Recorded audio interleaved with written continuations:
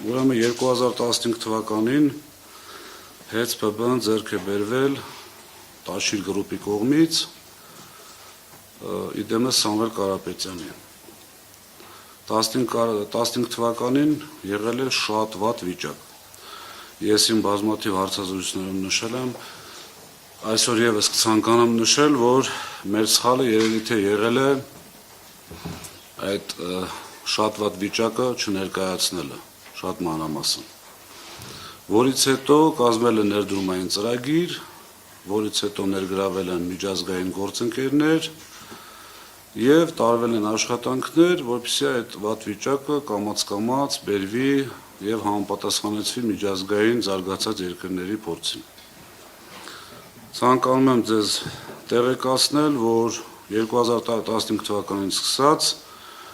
KPMG կազմակերպությունը ամեն տարի մեզ մոտ անցկացրել է աուդիտ, ուրեմն հարկային ստուգումները 2018-22 թվականներին ընկերությունում ավարտվել են զրոյական ակտով, ներդրումների եւ գնումների տեխնիկական աուդիտը հանրային ծառայությունների կարգավորող հանձնաժողովի կողմից անցկացվել է մրցույթ, որի արդյունքում հաղթել են միջազգային շատ լուրջ հեղինակություն ունեցող GT եւ BDO Armenia ՓԲ-ները։ Այս ամեն ինչի համար եմ նշում, որպեսզի պատկերացնեք, որ այս կազմակերպությունները անցկացրել են եւ ֆինանսական եւ տեխնիկական աուդիտ, իսկ դա եւ տվել են դրական եզրակացություն։ Կազմակերպությունների ընտրելը հանձնաժողովի կողմից եղել է մեր համաձայնությամբ, որպեսզի հանձնաժողովը ընտրի այդ կազմակերպություններին իր հայեցողությամբ, որպեսզի հետո խոսակցություններ չլինեն, դուք ընտրեցիք եւ այլն, չնայած շատ ծիծաղելի կլինի մտածել, որ մենք որևէ ձևով կարող ենք ազդել այդ կազմակերպությունների կարծիքի վրա։ Հնարավոր չի այդպիսի բան ուղղակի։ Ինչպես նաև կուզեմ ձեզ տեղեկացնել, որ հանրային ծառայությունների կարգավորող հանձնաժողովը դա այն մարմինն է, որը կարգավորում է մեր ոլորտը։ Մենք առաջնորդվում ենք իրենց կայացրած որոշումների, իրենց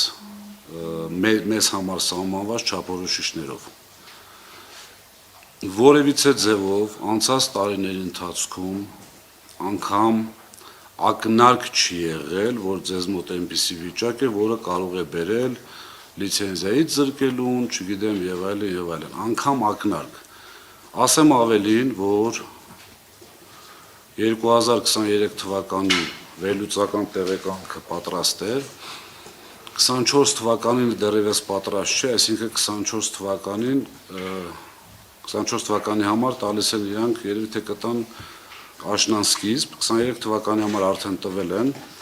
Մի քանի ցուցանիշ ձեզ ասեմ, ուրեմն հոսանքազրկումների միջին հաճախականության ցուցանիշը Հայաստանություն ամբողջ տարածքում 22 թվականի համար բարելավել է շուրջ 8.7%-ով, միջին տևողությունը հոսանքազրկումների բարելավել է 22 թվականի համար 18.1%-ով, իսկ հոսանքազրկումների վերականգնման միջին տևողությունը 2022 թվականի համար 12.85%-ով։ Սա ինչ է փաստում, սա փաստում է, որ այն մարմինը, որը պետության կողմից լիազորված է համակարգելու հանրային ծառայությունների ոլորտը, խնդրում եմ սա շատ ուշադիր լինել, որովհետև այդտեղ է մեխը հենց, այդ մարմինը երբևիցե որևիցե ձևով չի գնահատել հետի աշխատանքը այսպես ճակերտների մեջ այնքան վատ, որը կարող է հանգեցնել այսպիսի զարգացումների։ Հանրային ծառայությունների կարգավորող հանձնաժողովը ամեն տարի ընդունում է, սկզբից հաստատում է հաջորդ տարվա ներդրումային ծրագիր, ամբողջ ինչ որ պետք է արվի մյուս տարվա ընթացքում, որպեսզի ավելի մատչելի լեզվով խոսենք մեր հայրենակիցների հետ, եւ տարին ավարտվելուց հետո ընդունում է։ Մենակ մի բան կարող եմ ասել, որպեսզի այսպես թվախեղճ չանենք, 23 թվականի ներդրումային ծրագիրը կատարվել է 91.8%-ով, որը չեմ ուզում զուգահեռներ տանեմ այլ պետական մարմինների հետ, բայց բավականին բարձր եւ լավ ցուցանիշ է։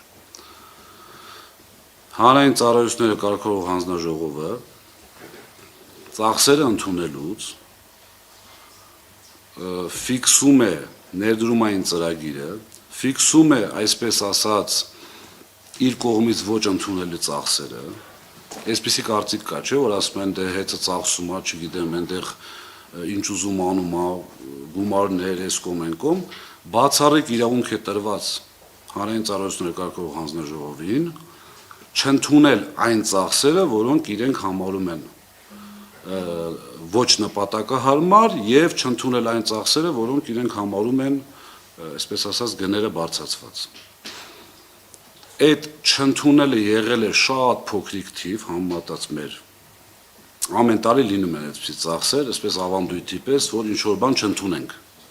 Եղել է շատ փոքրիկ թիվ, համեմատած մեր ներդրումային ծրագրերի հետ, այս ամբողջով ես ցանկացա ձեզ տեղեկացնել, ինչ է կատարվել մինչև մեր սեփականատիրոջ հետ կապված այս գործողությունները, հետ կապված։